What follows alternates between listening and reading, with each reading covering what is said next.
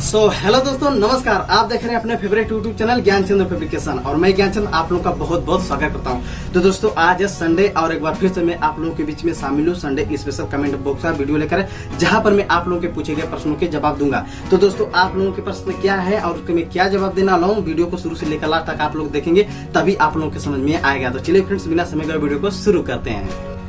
तो दोस्तों, आज का जो पहला कमेंट मैंने शामिल किया है वो किया है परमेश्वर तड़वाल का।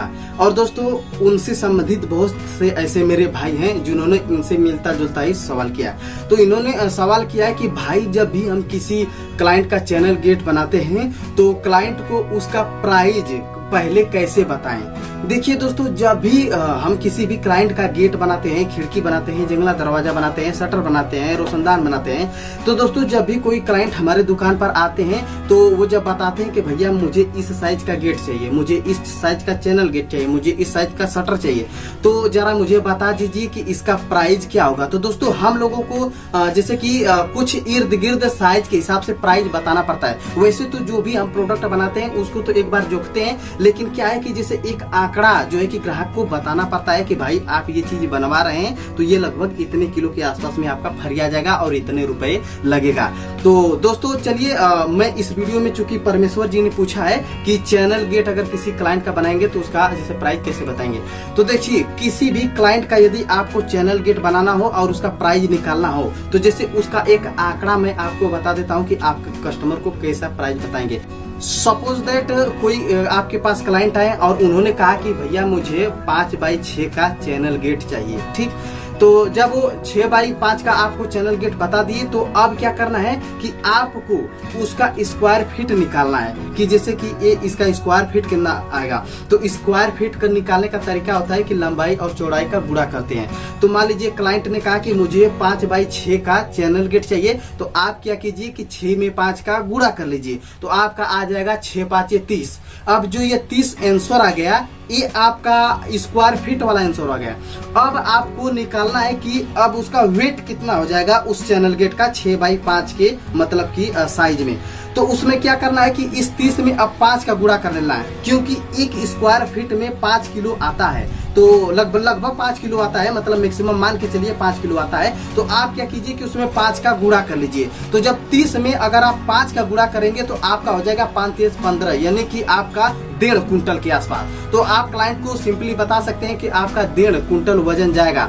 अब बात रही कि इसका कितना प्राइस होगा, तो आप प्राइस अपने हिसाब से जो भी लगाते हो आप जैसे उसमें उसका गुणा कर सकते हैं। जैसे 1.5 कुंटल इसका वजन आ गया, तो अब इसमें आप चाहे जो भी प्राइस लगाते हो, 85 रुपया किलो पर बनाते हो, 90 रुपया किलो पर बनाते हो, 95 रुपया किलो पर बनाते हो, जो भी आप बनाते हो आप उसमें प्राइस जोड़ करके उन्हें बता सकते हैं। तो दोस्तों, ये तो हो गया चैनल का प्राइस, मतलब ये कि चैनल का कैसे निकालते हैं। अब लगे तो दोस्तों मैं शटर का भी बता देता हूँ, क्योंकि मुझसे बहुत से ऐसे सब्सक्राइबर हैं जो कि शटर के बारे में भी पूछते हैं। तो दोस्तों, उसको भी बताने से पहले यही काम करना होगा, पहले स्क्वायर फीट निकालना होगा। मान लीजिए कोई क्लाइंट आपकी दुकान पर आए और उन्होंने कहा कि मुझे 6x5 का शटर चाहिए। सपोज मान लीजिए वो कहे कि 6x5 का शटर चाहिए, तो आप क्या कीजिए कि सिंपली पहले इसका भी स्क्वायर फीट निकाल लीजिए। तो स्क्वायर फीट निकालने के लिए आप जैसे 6×5 = 30, मतलब 6 में 5 का गुणा कर दीजिए, तो आपका कितना जाएगा, 6×5 = 30 आ जाएगा। तो लेकिन अब इसमें क्या करना है कि इसमें जैसे डिफरेंट, उसमें तो आपने 5 से गुणा किया था, लेकिन इसमें आप जैसे 2.2 से गुणा करेंगे,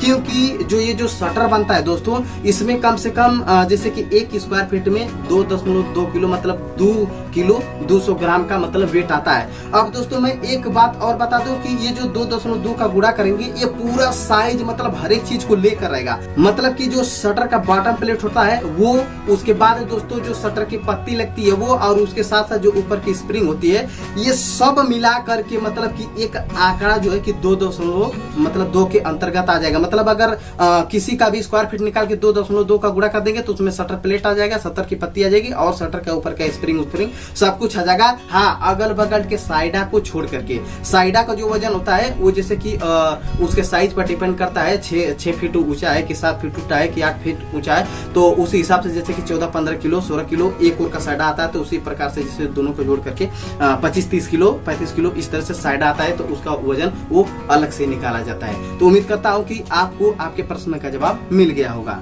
दोस्तों नेक्स्ट कमेंट करते हैं, हमारा अंदाज जैसे शाहरुख खान वाला अंदाज है, Simran I love you, over acting हो गई, शाहरुख खान देखेगा तो बहुत मारेगा।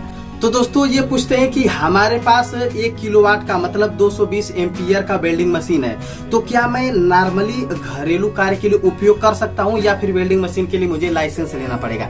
तो दोस्तों मैं बता दूं कि मैं देखता हूं कि अक्सर जो हमारे गांव के एक आध दो घर ऐसे हैं जहां पर लोग क्या है कि ट्रैक्टर रखे हुए हैं, जैसे उनके पास ट्रैक्टर है, टाली है, हल है, रोटावेटर है, ऐसे तैसे जो है, तो वो क्या करते हैं कि नॉर्मली अगर उनके घर किसी को जैसे वेल्डिंग की थोड़ी बहुत जानकारी है तो वो अपना वेल्डिंग मशीन रखे हुए हैं। और क्या होता है कि जब कभी खेत में जैसे वो जोताई करते हैं तो कभी हल टूट गया तो उसको जोड़ लिए, कभी चैन टूट गया उसको जोड़ लिया, तो कभी रोटावेटर का कुछ टूट गया तो वो जोड़ लिया, कभी टाली का कुछ टूट गया तो वो जोड़ लिया। तो वो क्या होता है कि जैसे नॉर्मली अपने घर के कार्य में उपयोग करते हैं। तो मुझे लगता है कि मेरे भाई का भी कुछ यही सवाल है, मतलब ये जैसे नॉर्मली घरेलू उपयोग के लिए वेल्डिंग मशीन लेना चाहते हैं। तो यदि आप लिए हैं तो देखिए लाइसेंस की कोई जरूरत नहीं है, बशर्ते काम आपका घरेलू होना चाहिए और आप सिर्फ अपने घर के काम में उपयोग करें। ऐसा नहीं कि आप गांव भर का सट्टा लेने की, अगर उसका भी टूट जाएगा तो मैं ही जोड़ूंगा, अगर उसका भी टूट जाएगा तो मैं ही जोड़ूंगा। अगर इस तरह से करेंगे तो कभी कभी जैसे कि दिक्कत हो सकती है या फिर कोई बिजली का भी प्रॉब्लम हो सकता है कि कोई चेकिंग के द्वारा पकड़ ले तो कहे कि आप वेल्डिंग करते हो तो दिक्कत हो जाएगी।